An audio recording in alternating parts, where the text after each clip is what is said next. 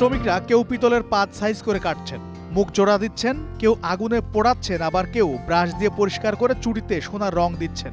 আর এভাবেই প্রস্তুত হচ্ছে পিতলের সোনার মতো দেখতে রুলিবালা। নওগাঁ শহরের দপ্তরি পাড়ার স্বর্ণের কারিগর বিদেশ ফেরত শেখ কামাল দেশে ফিরে নিজের বেলকনিতে বসেই পরিবারের সহযোগিতায় শুরু করেন চায়না পিতলের রুলিবালা তৈরির কাজ। তার এই কারখানায় প্রতিদিন 1200 জোড়া চুড়ি তৈরি হয়।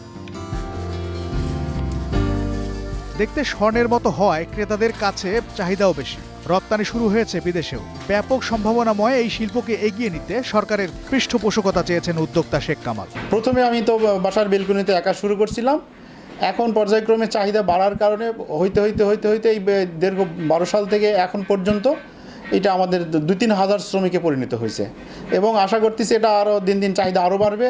এ কারখানায় কাজ করে বাড়তি আয় করছেন নারী শ্রমিকরা। লেখাপড়ার পাশাপাশি এই কাজ করে আয় করছেন শিক্ষার্থীরাও। এখান থেকে আমার ফ্যামিলির সাহায্য করতে পারি, নিজের খরচও চালাতে পারি। আমার মতো আরও অনেক স্টুডেন্ট আছে যারা মনে করেন এই কারখানা না থাকলে হয়তো বা দেখা যাচ্ছে তাদের পড়াশোনা হতোই না। পণ্য প্রদর্শনীর জন্য স্থানীয় ও আন্তর্জাতিক মেলার আয়োজন করা হয়। উদ্যোক্তাদের কারিগরি প্রশিক্ষণ, বিদেশে রপ্তানি সহ সব ধরনের সহযোগিতার কথা জানান বেসিক শিল্পনগরীর কর্মকর্তা।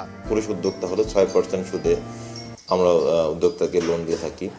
তো এর বাইরেও আমরা যেটা করি যে বিপণনে দেশের বাইরে যদি কেউ আমরা বিভিন্ন ধরনের মেলা হয় আর কি দেশের বাইরে, তো এ ধরনের মেলাতে যদি তারা অংশগ্রহণ করতে চায় সেক্ষেত্রে কিন্তু আমরা খুব বিভিন্ন ধরনের প্রণোদনার মাধ্যমে তাদেরকে অংশগ্রহণের সুযোগ করে দিই।